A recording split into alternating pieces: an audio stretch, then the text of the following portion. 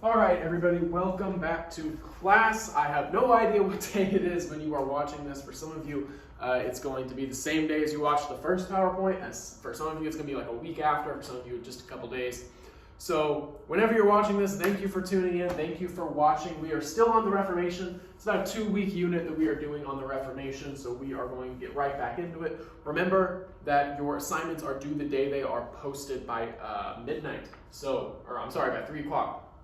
So you have to make sure that you are doing the assignments every day, not just as we did in the full virtual when they were due every Sunday night. That is no longer the case. They are due every day at 3 o'clock. So make sure you are getting these turned in. We are going back over the Reformation a little bit more, and I'm going to go get the lights, and we are going to get right into it. Waste no time.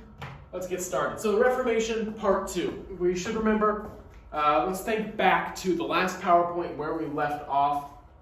If you remember, we kind of started talking about some of Martin Luther's ideas, things that set him apart from the Catholic Church, things that he disagreed with them on, and mainly he believed that if it's not written in the Bible, you shouldn't be teaching it, you shouldn't be doing it, you shouldn't be making it a requirement to be a part of the church. It has to be written in the Bible somewhere, or you're just making up stuff. That was essentially what he said. He didn't agree with the indulgences. There's no way that you should be able to buy your way into heaven. You shouldn't be able to do that. That's not the way that it works. It's not written anywhere in the Bible that you should do that. So he disagreed with it. So, Luther's challenge. Luther is going to nail 95 arguments. They're called his 95 Theses. He's going to nail those to the door of the local church for all to see. They focused on ending indulgences and challenging the power of the Pope and the enlightenment and the ideas of the Pope. Now, nailing something to a door and arguing sounds really dramatic. It sounds like he was like, hey, church, these are the things you're doing wrong, and I'm calling you out. That's not really what he was doing. The doors of the church were really supposed to be kind of like a bulletin board. So there were papers all over the church door, and he nailed his 95 Theses up there, and he said, I want to talk to somebody about this. I want to start a discussion. I want people to engage in a conversation with me about this. I want to explain my points. I want you to explain your points. And I just want to have a conversation about these. I don't think this is right what the church is doing, but I want to talk about it with someone. Somebody who thinks that it is right. Come talk to me. I want to know what it's about. So that's what he was doing. This wasn't like a full-on protest. I'm calling you out. Nothing like that. That's not what this was intended to be, but this is kind of going to be how it's taken. So, what Martin Luther is essentially going to say, one of the points that he is going to make is if the Pope truly has the power to free souls from purgatory. Purgatory is the place in between heaven and hell where you're just waiting to know which one you're going to. Why doesn't he just do it for everyone for free? If the Pope is an extension of God and God loves everyone, why do we have to pay to get into heaven? Why doesn't the Pope just do it because he loves us? What's going on? Why doesn't he just do it for everyone and do it for free? It just isn't adding up to Martin Luther. The Pope is going to respond by excommunicating him. So Luther was excommunicated, which means he was kicked out of the Catholic Church after he refused to take back his statements. So the Pope is going to say, take back what you said or you're gone. And Luther said, I can't just take back what I said. I believe what I said. I'm not just going to take it back because there's consequences for believing what I believe. You believe what you believe it no matter what. His ideas are going to spread rapidly across Europe despite the church's response, and so they decided that they needed to make some changes. So Martin Luther gained some popularity, the church doesn't like this, so the church says, we have to make some changes or we're going to lose people. So they're going to have the Council of Trent, and the church is going to make 2 major changes. There were a lot of changes made, but they really all fall into these 2 categories. 1, no more selling indulgences. Indulgences are done. That seemed to be a big problem that he had, that a lot of people had and agreed with. No more doing it. 2, priests must live near their church, near their church and their people, so that you can't live 100 miles away and just come to town on Sundays because it's time for church. Communities and small local towns need a priest living there to answer these sorts of questions. It makes it more personal experience. And a caveat of all of this was Martin Luther was still wrong for saying what he said. So they did not agree with Martin Luther. They changed these things, but they still said, and if you still believe and agree with Martin Luther, you're wrong. Okay, so a philosophical throwdown. Here is a question. Should you always stand up for your beliefs even if doing so is going to hurt people?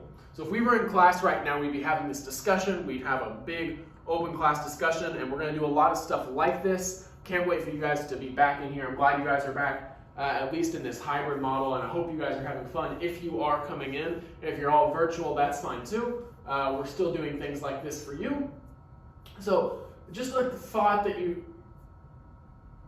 can think about while you're at home. Should you always stand up for your beliefs, even if doing so is going to hurt people? It's a tough question, and we go back and forth on it. Maybe we'll ask this in class. We'll talk about it a little bit. It's a very interesting philosophical question of the good and evil and which outweighs which. So if we were in class, we'd be talking about this a little bit more. But just at home right now, I want you to think, which side of this would you be on? If you say yes, go to this side. If you say no, go to this side. If I were to say that, which side would you go to? I don't even know which side I'd go to, but if you do want to know, you can ask me and we can talk about it a little bit. I do enjoy talking about these philosophical throwdowns. Okay, so now let's talk about William. William is going to translate the Bible into English so common people can read it. You don't need to know his name, but you do need to know what he did. So the translation of the Bible into English is going to be very important because now everybody can read it. So it was just in Latin. It was just in an old text that very few people read. Priests knew Latin because they needed to be able to read the Bible. And remember, if you remember back to the first video, the Bible could only be spoken in Latin and you could only hold religious proceedings in Latin. So he's going to translate it out of Latin into English so that everybody can understand and read the Bible for themselves. Another important Reformation figure that we need to talk about is King Henry VIII. King Henry VIII is really important. He's remembered mostly for his 6 marriages, all of which ended very poorly.